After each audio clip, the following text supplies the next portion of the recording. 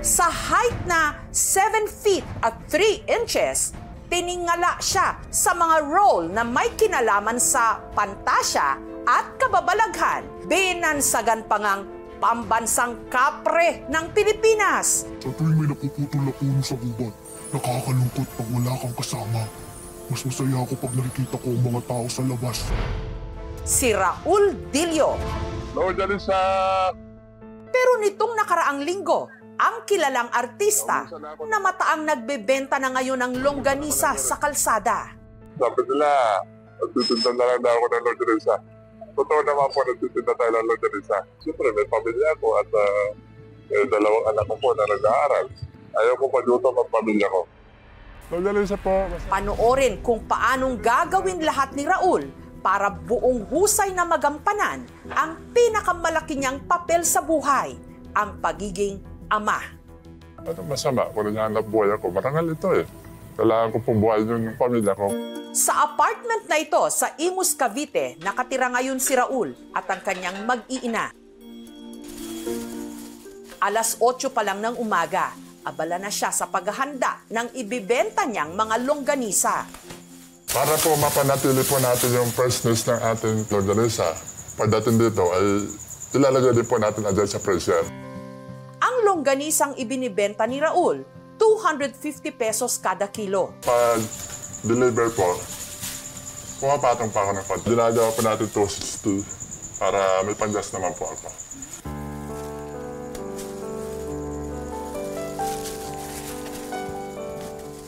Sa araw na ito, magde-deliver siya ng mga order. Ang mga longganisa, ikinarga na sa kanyang tricycle. Pinataasan po talaga. Pag sa normal po na sukat ng mga tricycle, hindi po talaga ako kasya. Ito naman po unan, para medyo tumaas po ng konti yung aking pag-upo. Kasi pag wala pong unan, nahirapan po yung aking tuhod. Ang kasakasama ni Raul sa paghahanap buhay, ang misis niyang si Helen. Minsan po sinasamahan ko po sila sa pagdi-deliver. Proud po ako na gumagawa po si tatay ng paraan para makapaghanap buhay po kami. Idol ko siya noon eh. Siya gumaganap nung kapanoon na pinapalabas na yung nakakatao. Natutuwa nga po ako pag nakakasalubong ko. Ibang appreciation.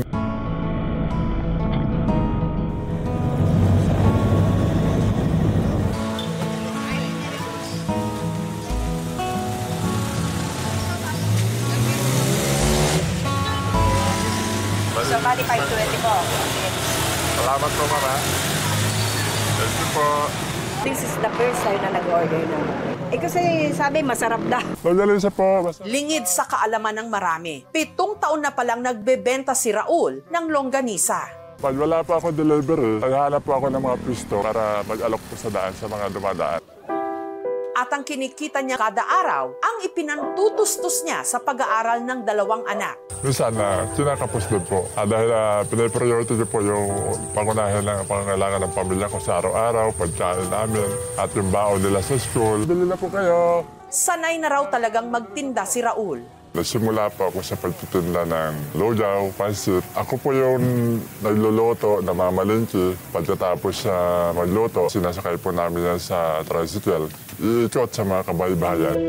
Pero nung hospital ako, siguro dala ng stress, parang overfatigue. Nang pagbalik ko po noon, hindi na ako nakapagtinda ng lugaw. Lumipat ako sa pagtitinda ng mga gulay, karne, manok, isda at baboy. tila hindi pa sapat ang mga malalaking hamon kay Raul. Sunod kasi siyang na-diagnose na may prostate enlargement. Tricycle driver lang, basta makapaghanap buhay lang ako. Walang tumatanggap sa akin kasi hindi naman ako kasi doon sa Manila, mga gawan lang tricycle. Mabuti na lang at may mga kaibigan daw siyang handang magmalasakit.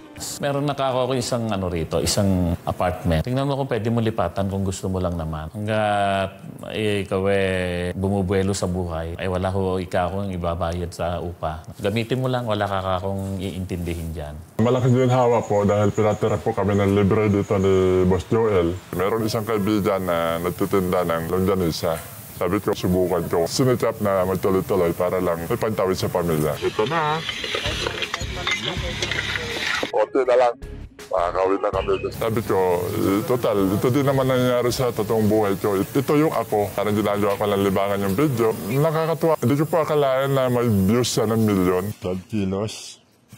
Dumami po yung customer ko dahil binibidyo ko yung aking paninda. Sa kabila nito, meron pa rin daw sa kanyang nang mamaliit. Dati sila tarantista, doon na po. Doon naman ang buhay. Nagtatricycle na lang, titindan na lang ng kung ano-ano. Masakit siyempre dahil dito naman po nakasanayan yung ganun pamumuhay ng araw. Aminado si Raul, wala siyang naipundar nung siya'y nag-aartista pa. Hindi naman po katulad ng mga bida o superstar na kailangan i-priority. Katulad ko rin karakter lamang kumbaga, pag meron lang po talagang project na naaayon po yung aming karakter, wala pa akong nanakagap. Marami nagsasabi ng gano'n na, dating artista, ngayon nagtitinda ng lagun sa kalye. Ba't ganyan na ano niya ngayon, sitwasyon? Dati naman.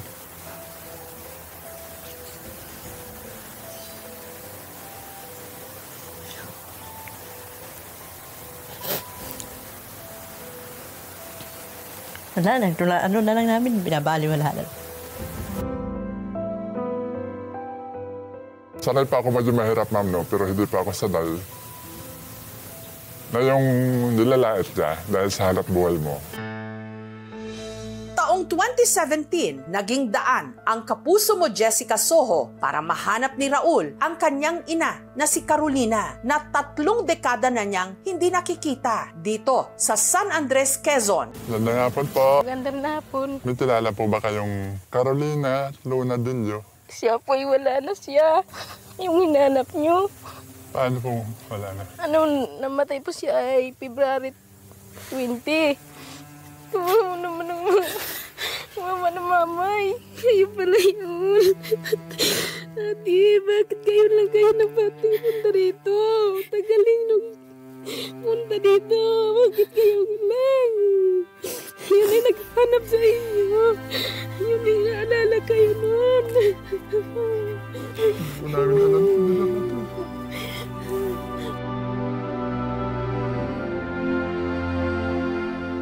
Nakita po namin yung nanay namin ay nasa libingan na po. Kaya yun po yung pinakamasakit. Siguro kung nabubuhay yung mama namin, sana nayakap namin sana siya. Sana nagkasama kami muli. Sana naramdaman ko yung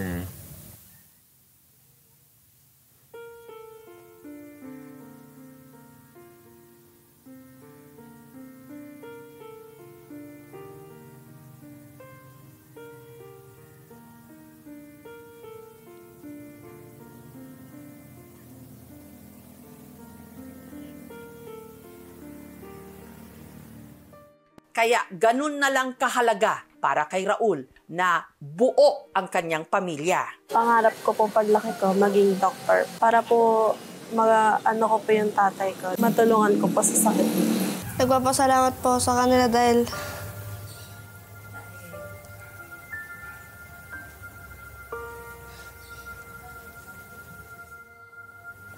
naiya po ako. Pinalaki po kami nila na maayos. I love you, Mama and Papa. pangarap ko po sa kanila, sana habang ako'y nabubuhay, sana matapos nila yung kanilang pag-aaral. Ngunit ang pinangangambahan niya, Sa kabila ng aking pagsisikap, meron po talaga ako nararamdaman. Hello. kaya ipinatingin namin si Raul sa espesyalista. At sa maniwala kayo't hindi, dito palang nakumpirma ni Raul na meron siyang gigantism. Meron siyang problema with the pituitary gland. Nagkokos ito ng overproduction ng growth hormones. Nagdudulot ng iba't ibang problema sa katawan niya. On my examination sa kanyang prostate, meron talaga siyang enlargement. Nararamdaman niya ito sa kanyang mga symptoms. 5 to 6 times daw siyang gumigising para umihi. And hopefully, ma-reverse lahat yung mga kanyang nararamdaman. Papasalamat po dahil po nabigyan niya ng kasagutan yung aking mga problema, lalo na ang aking kalusugan. Samantala, si Raul nakatakda ng ipagdiwang ang kanyang 49th birthday. Happy birthday to you! Kaya may inihandang maliit na sorpresa ang kanyang mga kaibigan para sa kanya. Happy birthday! Long life to Kuya Raul!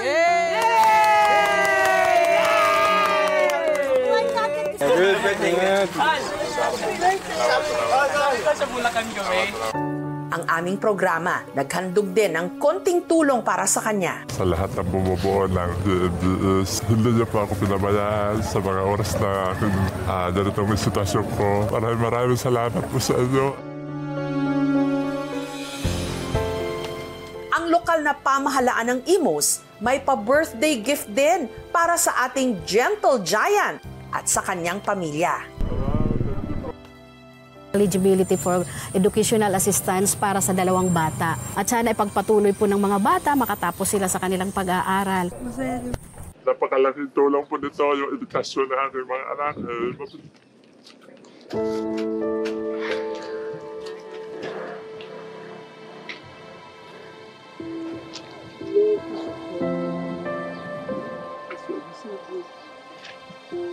Mag-aaral lang po mabuti. Ito po talaga ang lagi kong iniisip sa aking 2 anak. Sabi ko nga, ako'y may lakas, pipilitin ko na taguyod ang kanilang pag-aaral. Napakalaking tulong po nito. Para sa isang napakalaking tao, Naglalesa po kayo. naging maliit at malupit ang mundo para kay Raul. Pero patuloy siyang lumalaban dahil mas malaki pa sa anumang higanting problema ang pagmamahal niya sa kanyang munting pamilya.